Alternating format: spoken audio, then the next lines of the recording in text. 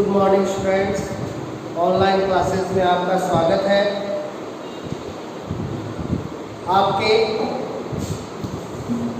Chemistry के 4th lesson में एक टॉपिक है बहुलक, जिसे इंग्लिश में कहा जाता है पॉलीमर।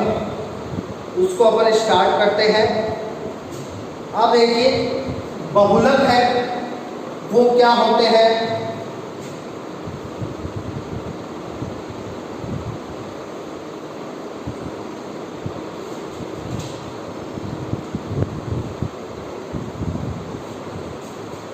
कार्बनिक यौगिकों के अंदर आते हैं ये, इसीलिए बहुलकों को अपन कार्बन वाले लेसन में पढ़ रहे हैं। तो देखिए, अब अपन बहुलक की परिभाषा को देखते हैं। बहुलक को इंग्लिश में कहते हैं पॉलीमर। बहु यानी बहुत सारे, इंग्लिश में हो गया पॉली। पॉली मतलब बहुत सारे, लक मतलब इकाई या हिस्से, मर इकाई या हिस्से। तो बहुत सारी इकाइयां या बहुत सारे हिस्से, इसके लिए नाम है बहुलक, पॉलीमर। अब देखिए, बहुलक को इंग्लिश में कहा जाता है पॉलीमर। तो जो पॉलीमर शब्द है वो दो शब्दों से मिलकर बना है। पॉली और मेरोरस। अब यहां पे पॉली का मतलब है बहुत सारे, और मेरोरस का मतलब है हिस्से या इकाई। तो बहुलक में क्या होता है, बहुत सारे हिस्से होते हैं या इकाइयां होती हैं। तो बहुत सारी इकाइयां आपस में जुड़कर किसका निर्माण करती है, बहुलक का निर्माण करती है। अब बहुलक में बहुत सारी इकाइयां जुड़ी होती हैं। जैसे मान लीजिए अपने पास इकाई है A, तो बहुत सारी A इकाइयों को बंध द्वारा जोड़ दीजिए।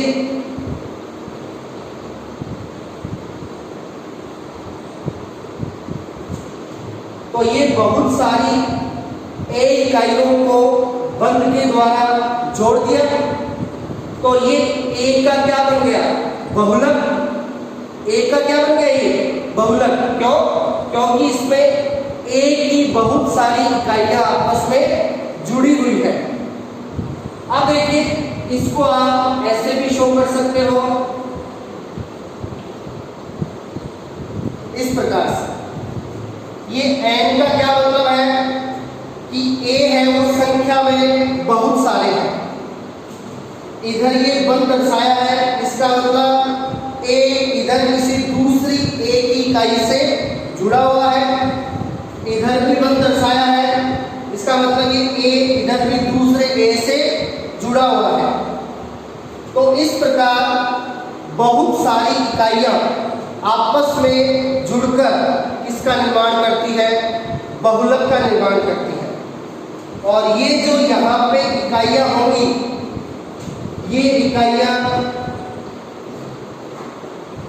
होंगी किस रूप में, कार्बनिक यौगिक के रूप में। यहाँ पे ये जो इकाइयां होंगी वो किसके रूप में होंगी, कार्बनिक यौगिक के रूप में होंगी। इसीलिए अपन इसे कार्बन वाले लेसन में पढ़ रहे हैं। अब देखिए, आप बहुलक है इसको रेलगाड़ी से समझ सकते हो। अब अपन कह रहे हैं बहुलक में बहुत सारी एकलक इकाइयां या इकाइयां आपस में जुड़ती हैं और निर्माण करती हैं बहुलक का। तो रेलगाड़ी में भी क्या होता है, बहुत सारे डिब्बे होते हैं वो डिब्बे क्या है, इकाई है, और वो सारे डिब्बे आपस में जॉइंट द्वारा जोड़े जाते हैं, और डिब्बों के जॉइंट द्वारा जोड़ने के बाद निर्माण होता है पूरी रेलगाड़ी का। तो वो रेलगाड़ी उन डिब्बों का क्या है, बहुलक है। वो रेलगाड़ी उन डिब्बों का क्या है, बहुलक।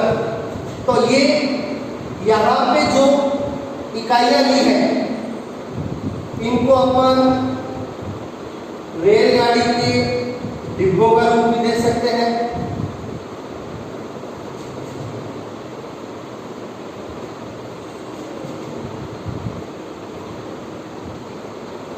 इस प्रकार, तो इस प्रकार अपन बहुलक को समझ सकते हैं। जिस प्रकार रेलगाड़ी में बहुत सारे डिब्बे आपस में जॉइंट होकर पूरी रेलगाड़ी का निर्माण करते हैं, उसी प्रकार बहुलक के लिए बहुत सारी इकाइयां आपस में जुड़कर निर्माण करती है किसका, बहुलक का।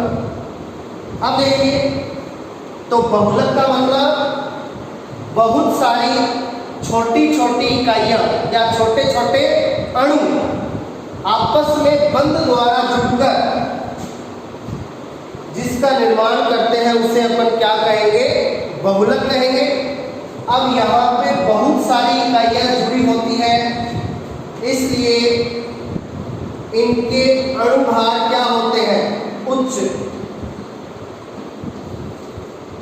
तो बहुलक में बहुत सारी इकाइयां आपस में जुड़ी होती हैं, इसलिए बहुलकों के अणुभार क्या होते हैं, उच्च होते हैं, क्योंकि इनमें इकाइयां क्या होती है, बहुत सारी होती हैं।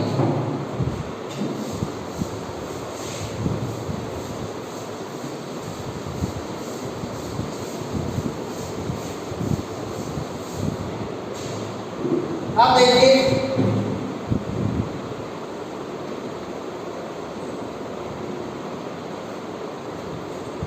बहुलक में जो इकाइयां होती हैं उन इकाइयों को कहा जाता है एकलक।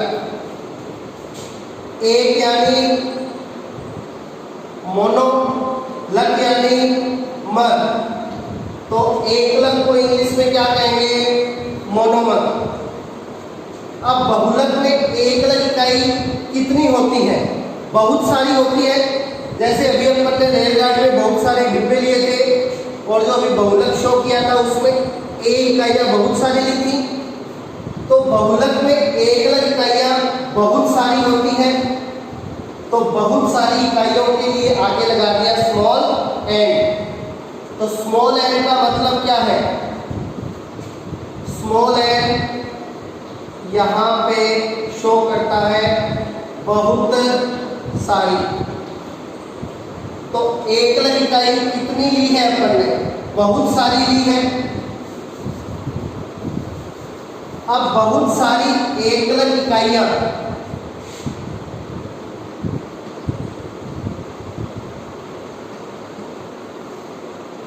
बहुलीकरण क्रिया द्वारा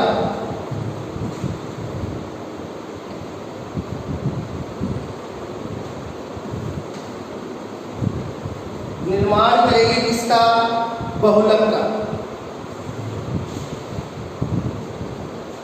अब बहु यानी बहुत सारी, पॉली बहुत सारी मतलब पॉली, लक यानी मर, तो इसको कह देंगे पॉलीमर। तो देखिए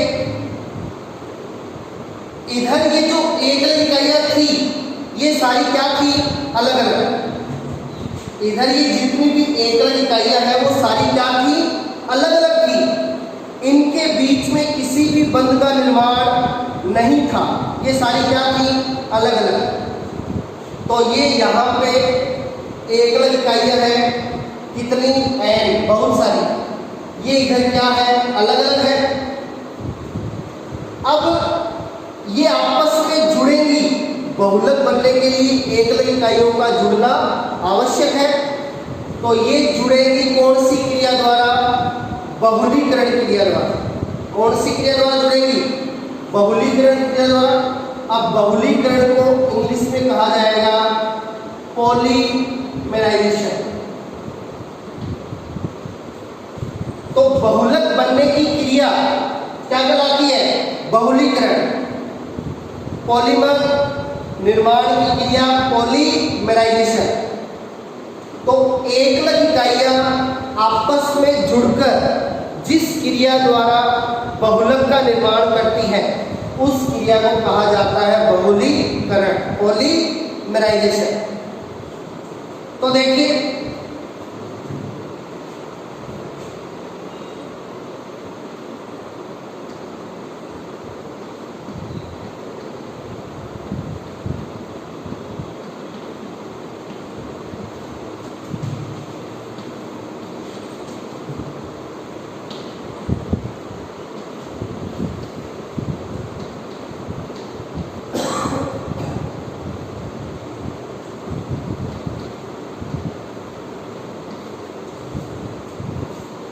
बहुलक की संरचनात्मक और क्रियात्मक इकाई क्या होती है?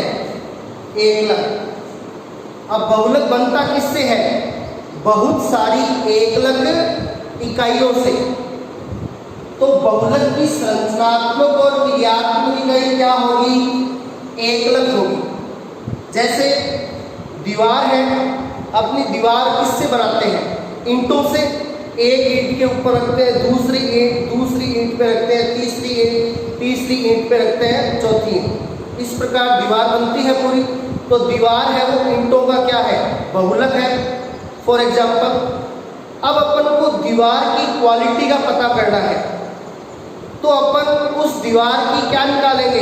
एक ईंट निकालेंगे और उस ईंट की क्वालिटी जितनी अच्छी है उतनी ही अच्छी क्वालिटी होगी पूरी दीवार की। तो दीवार का अपन को अध्ययन करना था तो अपन ने उसकी एक क्या निकाली? इकाई, एक ईंट निकाली। उसी प्रकार बहुलक का यदि अपन को अध्ययन करना है तो अपन अध्ययन करेंगे उसकी एकलक इकाई का। तो बहुलक की संरचनात्मक और क्रियात्मक इकाई क्या होती है? एकलक।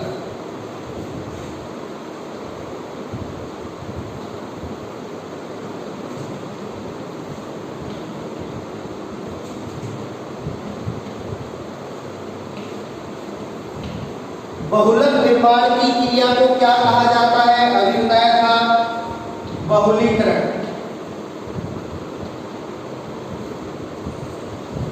बहुलक निर्माण की क्रिया को क्या कहते हैं? बहुलीकरण कहा जाता है, जिसमें एकलक इकाइयां आपस में बंध द्वारा जुड़ती है और निर्माण होता है किसका? बहुलक का।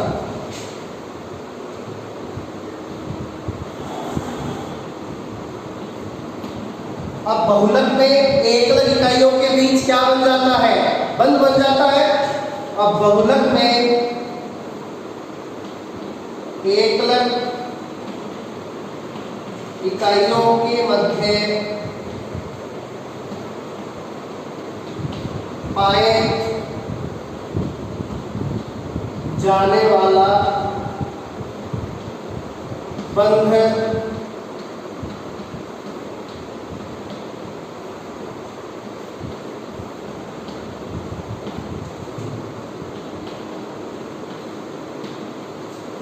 सहसंयोजक बंध होता है।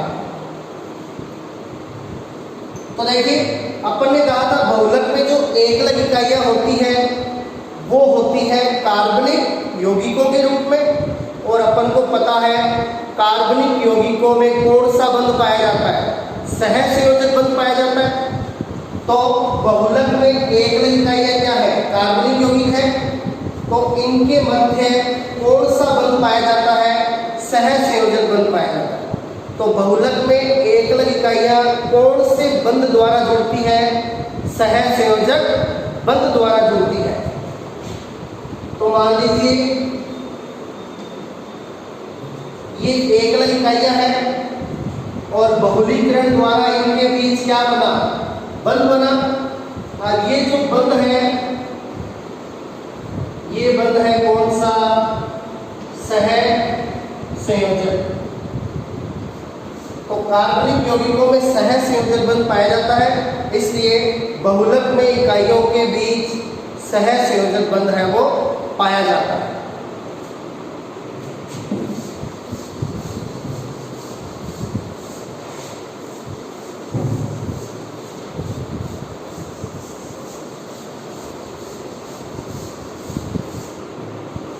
अब देखिए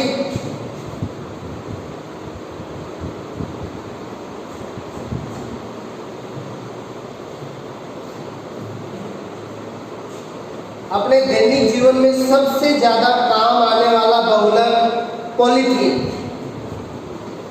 जिसको अपन प्लास्टिक की थैली बोलते हैं। पॉलीथीन, प्लास्टिक, ये अपने दैनिक जीवन में बहुत ज्यादा काम आता है। इसलिए पॉलीथीन या प्लास्टिक को आधुनिक युग की रीढ़ की हड्डी कहा जाता है। तो ये अपने दैनिक जीवन में बहुत ज्यादा काम आता है पॉलीथीन या प्लास्टिक, तो इसलिए इसे आधुनिक युग की रीढ़ की हड्डी कहा जाता है। तो पॉलीथीन या प्लास्टिक है वो भी एक क्या है, बहुलक है। वो भी एक क्या है, बहुलक है। अब देखिए पॉलीथीन है, इसको अलग अलग कीजिए, poly plus ethene, poly plus ethene. अब पॉली मतलब बहुत सारी और एथीन आपने नामकरण कर लिए हैं कार्बनिक यौगिकों के।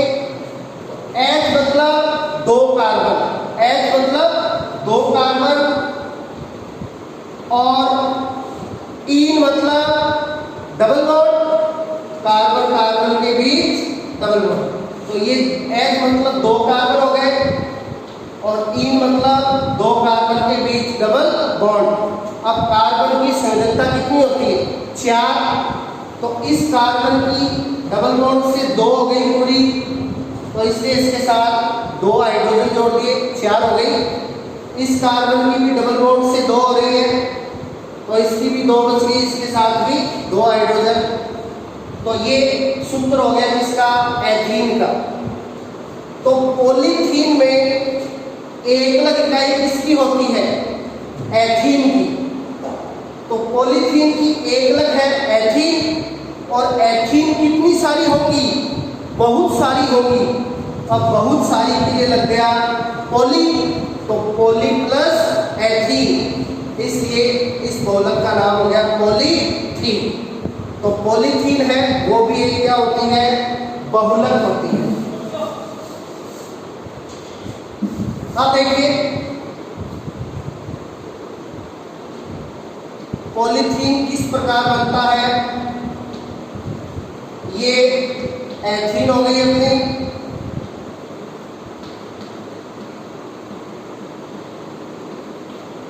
तो ये अपनी एकलक है।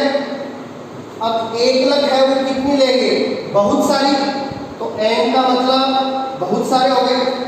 अब इधर ये एथीन के अणु क्या है, सारे अलग अलग है, ये अभी जुड़े हुए नहीं है। अब इनमें होगा क्या, बहुलीकरण। तो बहुलीकरण का मतलब बहुत सारी एथीन की इकाइयां हैं वो आपस में क्या होगी, जुड़ जाएंगी। अब जब ये जुड़ेंगी तो अपन को ध्यान में रखना है कार्बन की संयोजकता कितनी रहनी चाहिए, 4। तो कार्बन की 4 संयोजकता के लिए जब ये जुड़ेंगी तो कार्बन की 4 संयोजकता के लिए क्या होगा, डबल बॉन्ड बदल जाएगा किसमें, सिंगल बॉन्ड में। तो ये एथीन की बहुत सारी इकाइयां इस प्रकार जुड़ेंगी, CH2 single bond, CH2 bond, और ये जो स्मॉल n है वो लग जाएगा नीचे। तो ये एथीन का बहुलक बन गया पॉलीथीन। तो इधर क्या है, ये सारे एथीन के अणु आपस में जुड़ गए, इसलिए ये बन गया बहुलक, जिसको अपन क्या कहेंगे, पॉलीथीन। तो ये है बहुलक। अब देखिए इसके इधर ये बॉन्ड शो किया है, इसका क्या मतलब है कि एथीन का ये अणु इधर दूसरे एथीन के अणु से जुड़ा हुआ है, इधर भी बॉन्ड शो किया है। तो ये एथीन का अणु उधर दूसरे एथीन के अणु से जुड़ा हुआ है। इस प्रकार बहुत सारे एथीन के अणु आपस में मिलकर बना लेंगे क्या, पॉलीथीन। तो ये यहाँ पे इस प्रकार जुड़े हैं, CH2 CH2, ये एथीन का एक अणु,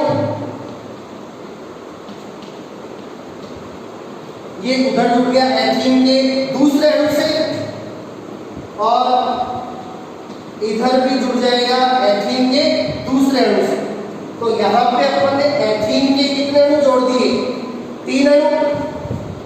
इस कार्बन की भी चार्ज शीतलता पूरी है, इसकी भी चार्ज शीतलता पूरी है, इस प्रकार सभी कार्बन की चार्ज शीतलता पूरी है। तो इसी प्रकार यहाँ पे एथीन के कितने अणु जुड़े हैं? N अणु जुड़े हैं, और ये एथीन का मॉडल बन गया पॉलीथीन। तो आगे का अपन अगली क्लास में स्टार्ट करेंगे। Thank you.